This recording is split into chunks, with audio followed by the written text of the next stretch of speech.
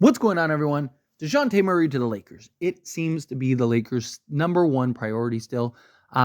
Jake Fisher had a report the other day that said, hey, both sides really have confidence that that they can find that third team. It's looking more and more likely that it's going to be the Brooklyn Nets. That'll be the third team because they're interested in a couple players that the Lakers have, primarily D'Lo, which is who Atlanta doesn't want. So there very well could be a route to the Lakers getting DeJounte Murray. Personally, I think the Lakers will land DeJounte Murray. Now, obviously, anything could change, right? There were a lot of teams that were interested in DeJounte Murray in the beginning of this whole conversation, right? When DeJounte Murray first became available. And you slowly started to see teams kind of fall off and drop off a little bit.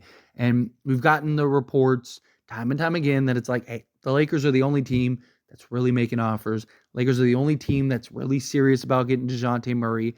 Several teams that were interested in DeJounte Murray have already went elsewhere and have already gone elsewhere and looked elsewhere.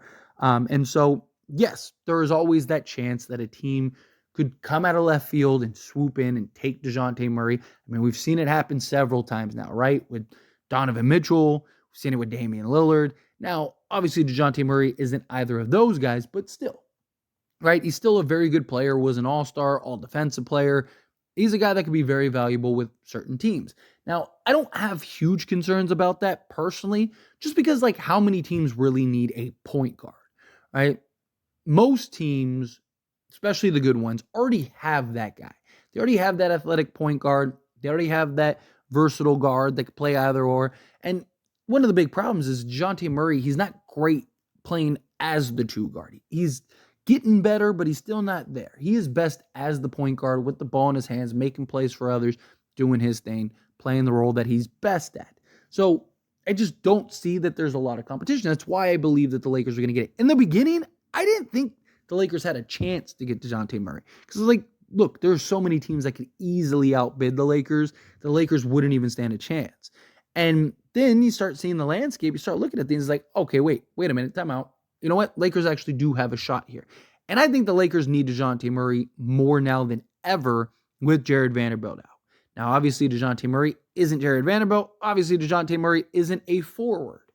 But he is still a 6'5 guard with a 6'10 wingspan who is an all-defensive player, would provide some athleticism out on the perimeter and give you that point of attack, right? He's a guy that could defend the best player on the other team night in, night out, as long as it's not some like 6'8 guy or something like that, right?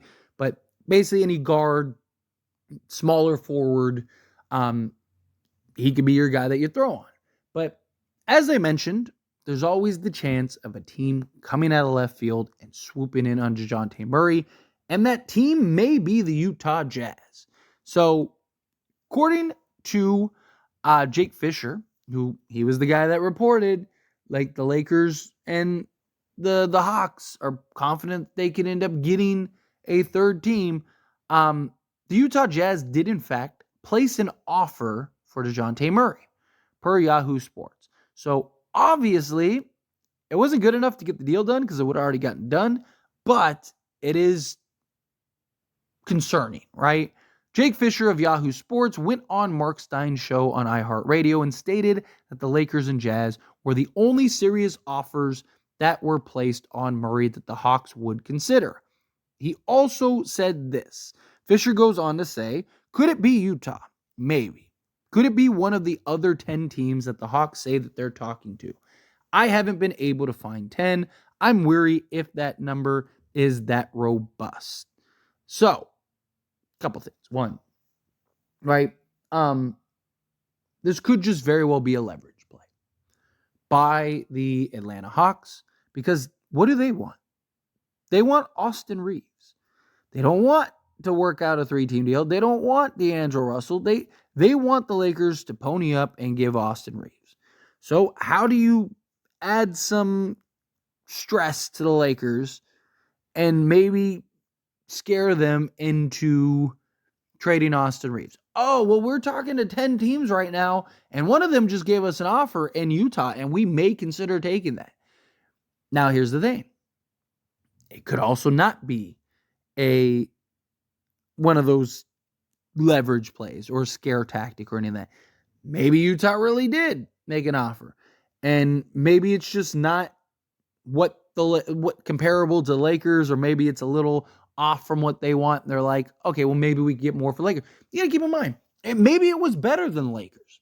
Maybe it was a better deal than Lakers. But Utah's like, or the Atlanta Hawks are like, no, we want Austin Reeves. So maybe we can use this to go get Austin Reeves. Otherwise, we'll take this deal. Right? And it is very possible that the Utah Jazz come in and swoop on DeJounte Murray. Now, I don't know why they would want DeJounte Murray. I guess it also depends on what they're giving up. But luckily, Atlanta doesn't want salary players. Now, they do have guys that are expiring, and they do have you got like Kelly Olynyk, you got like Jordan Clarkson, so they could get there and still have the draft pick. Look, let me put it like this. If the Utah Jazz want DeJounte Murray, then the Utah Jazz are going to get DeJounte Murray. And the Lakers are SOL.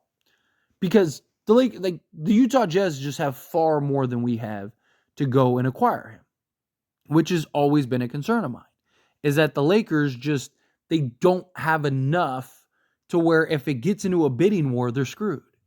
And look, you're talking about Danny Ainge here. And yes, he helped the Lakers last season, but he'd also probably love to stick it to him. So it's not, look, said this before, nothing is guaranteed. Everything is rumor and speculation until it's finalized. Until DeJounte Murray is in a Laker jersey stepping on the court for his first game, it's not a done deal. We have gotten reports on ESPN and breaking news and stuff of players signing with teams or getting traded to teams, and it falls through, right? I mean, we've gotten those. So, again, until I see DeJounte Murray in a Lakers jersey, I'm always going to be wary. I'm always going to have those concerns. I don't necessarily buy it, but again, you never know. It's not that I don't buy that another team might want DeJounte Murray. I just don't think I don't see Danny Ainge ponying up the assets that it would take to go get DeJounte Murray. Right? Unless he really sees DeJounte Murray as like his point guard of the future, and he thinks that's the point guard we need to go and contend for a championship, right? We'd only be a couple pieces away at that point. Then maybe, but I just don't see that being DeJounte Murray. I don't. Call me crazy. I don't. But again, you never know until it happens, right? Until he is a Laker, I wouldn't count on it. Now, there are a couple things though, right? If you're the Lakers, can you maybe kind of entice them? Like, hey, Atlanta, you want to clear some salary, you want to move off some stuff, right? Like, what if we take some longer term salary, right? What if we take a couple pieces on top of it, right? Like maybe you work it out to take on a Clint Capella or a Bogdan Bogdanovic, because Bogdan Bogdanovic, I think, has like 3 years still left on his deal. Right? So maybe you can convince them and work something out to where you're getting, you're clearing off an extra year or something like that. Because Bogdan Bogdanovic is managing $18.7 million this year. And then it is nice that it actually decreases. It goes from 18.7 to 17.2 to 16. And then he has a club option in 2026, 2027 for $16 million. So if you can maybe clear off some salary and work some stuff out, right? Especially in a 3-team deal or maybe expand it to a 4-team deal, right? That could be another way where, and also be beneficial to the Lakers, where it's hey, you want to clear salary, you want to kind of retool and revamp this roster, right? Well, what if, we go and we do the Brooklyn deal, you take on, Spencer Dinwiddie, and, we work out some other stuff, right? Maybe you're sending a couple guys, right? Maybe, and this is just a thought, maybe the Lakers are trying to find, because there's reports that the Lakers are shopping Gabe Vincent, and they're trying to find expiring contracts for Gabe Vincent. What if that is part of it? What if the plan is, okay, we turn Gabe Vincent into pieces that are expiring or a player that's expiring, and that's the deal. And it's like, hey, we turn Gabe Vincent into expiring contract.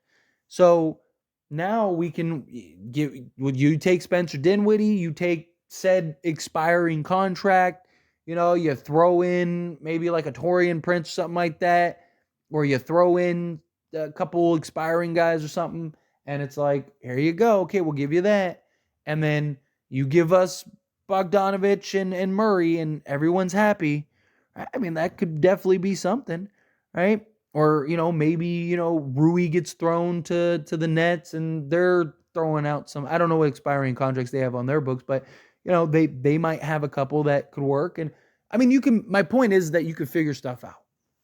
And that could be another way to kind of, leverage and put yourself in a position to be in the conversation again.